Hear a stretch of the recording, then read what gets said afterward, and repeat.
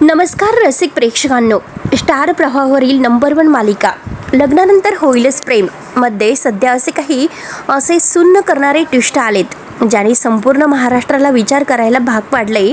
एका बाजूला नंदिनी जीवा आपल्या पोटच्या बाळाला गमावल्याच्या अतीव दुःख मनातून दाबून घरच्यांसमोर सुखाचा खोटा आव आणतात, तर दुसऱ्या बाजूला दिव्या नावाचं वादळ पार्थ आणि काव्याच्या सुखी संसारात मिठाचा खडा टाकण्यासाठी सज्ज झालंय। पण मित्रांनो, हा तर फक्त टेलर आहे। पुढच्या काही भागात या मालिकेत असं काहीतरी महाविस्फोट होणार आहे, त्याची कल्पना कदाचित तुम्ही स्वप्नात सुद्धा केली नसेल।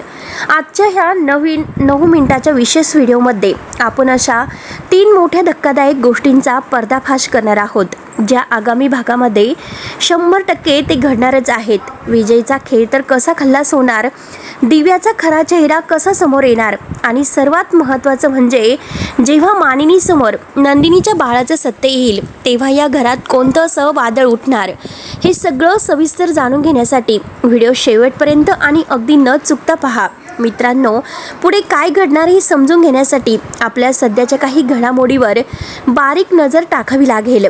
विजयने कट रचला होता, काव्याने संपवण्याचा प्रयत्न केला, कारण काव्य आता त्याच्या प्रत्येक चुकीच्या कामाच्या आड येत होती। पण नियतीचा खेळ बघा, त्या दिवशी नंदिनीने काव्यासारखाच हुबेहूब कपड्यांचा पेहराव केला होता, आणि विजयच्या क्रूर डावाचा बळी शेवटी बिचारी निष्पाप नंदिनी ठरली। अपघातातून ती वाचली खरी, पण एका लहान मुलाचा जीव वाचवण्याच्या नादात तिने स्वतःचा येणारा वारस गमावला। आता जीवा आणि नंदिनीने हे सत्य मानिनीपासून लपवलंय। का लपवलं? कारण मानिनी सध्या ह्या आनंदात डोहात पूर्णपणे बुडाली आहे। ती बाळासाठी आरत्या ठेवत आहे, डोहाळे जेवणाचे बेत आखत आहे। पण विचार करा मित्रांनो, जितकी ही आनंदाची उंची जास्त असेल, तितकाच जेव्हा सत्याचा कडा कोसळेल तेव्हा होणारा आघात भयंकर असेल। दुसरीकडे पार्थ आणि काव्याच्या नात्यात दिव्या नावाच्या तिसऱ्या व्यक्तीची एंट्री झाली आहे। दिव्याने घराचं कारण पुढे करून पार्थला आपल्या जाळेमध्ये ओढलंय आणि त्याची सुरुवात केलेली आहे। पार्थ मात्र भोळे भाबडेपणाने किंवा केवळ माणुसकीच्या नात्याने तिला मदत करतोय खरा, पण तो काव्यापासून गोष्टी लपवतोय। हीच त्याची सर्वात मोठी चूक ठरते, आणि ही चूक आता काव्याच्या मनात संशयाची पाल चुकचुकण्यास कारणीभूत ठरली आहे। चला तर मग वळूयात आपल्या ह्या मोठ्या प्रोडिक्शनकडे। पुढील भागामध्ये नक्की काय घडणार? तर मित्रांनो, काव्या ही शांत बसणाऱ्यापैकी नाही। पार्थच्या वागण्याने ती आधीच सावध झालेली आहे, पण तिचं तीक्ष्ण डोकं आता नंदिनीच्या अपघाताकडे वळणार आहे। काव्याला माहीत आहे की नंदिनीने कोणाशी शत्रुत्व नव्हते, मग तिचा अपघात कोणी आणि का केला? आमच्या सूत्रानुसार आगामी भागामध्ये काव्या गुपचूप त्या अपघातात झालेल्या जागेची पाहणी करेल।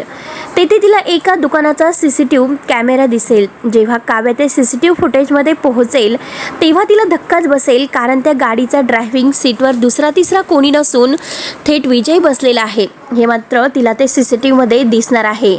इथेच काव्याच्या पायाखालची जमीन सरकेल आणि तिला कळून चुकेल की विजयला नंदिनीला नाही तर स्वतः काव्याला मारायचं होतं। जेव्हा काव्याला हे समजले की तिच्यामुळे तिच्या बहिणीचं म्हणजे नंदिनीचं घर उद्ध्वस्त झालं, तिचं ते बाळ गेलं, तेव्हा काव्याचा संताप अनावर होईल। ती आता घरामध्ये कोणतीही दयामाया न दाखवता थेट विजयची गचंडी पकडणार आहे आणि त्यांना पोलिसांच्या स्वाधीन करण्यासाठी रणरागिणीचं रूप धारण करणार आहे। विजयचा खेळ आता खल्लास तर होणारच, हे तर नक्कीच असेल। आता बोलूयात आणि वळूयात दुसऱ्या मोठ्या वादळाबद्दल, जी आहे दिव्या। दिव्याने पार्थला भावनिक जाळेमध्ये ओढून खोटं लग्न करण्याचं नाटक रचलंय। ती समाजात आता स्वतःला दिव्या पार्थ देशमुख म्हणून मिरून पाहत आहे। पार्थला वाटतं ही फक्त एका घरासाठी चाललेलं तात्पुरतं नाटक आहे, पण दिव्याचा प्लॅन खूप काही मोठा वेगळा असतो। तिला काव्याच्या बाजूला करून देशमुख कुटुंबाची सून बनायचं असतं। पण मित्रांनो, काव्या जितकी प्रेमळ आहे तितकीच ती हुशार सुद्धा आहे। पुढील भागामध्ये जेव्हा काव्य विजयच्या केसचा तपास करत असेल तेव्हाच तिला दिव्या आणि विजयमधील एक गुप्त कनेक्शन सापडण्याची दाट शक्यता आहे।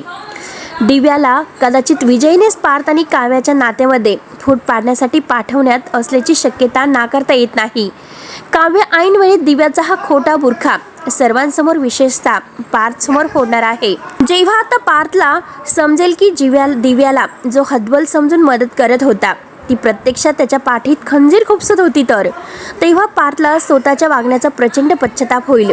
तो काव्याची माफी मागेल आणि यामुळे दोघांमधील दुरावा मिटून नातं आणखीनच घट्ट होईल. आता वळूयात या मालिकेच्या सर्वात मुख्य आणि थरकाप उडवणाऱ्या तिसऱ्या ट्विस्टकडे. नंदिनी आणि जीवा किती दिवस हे सत्य लपून ठेवणार? मानिनी सध्या ज्या बाळाच्या स्वागताची तयारी करत आहे ते बाळ आता जगातच नाही हे सत्य कधी ना कधी समोर येणारच होतं.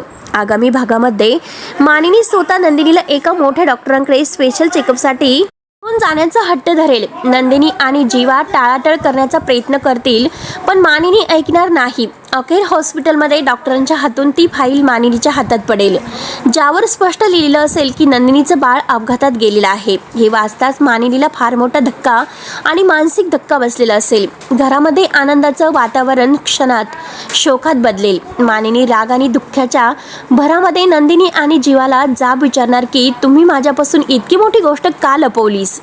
मला खोट्या आशेवर का ठेवलंस?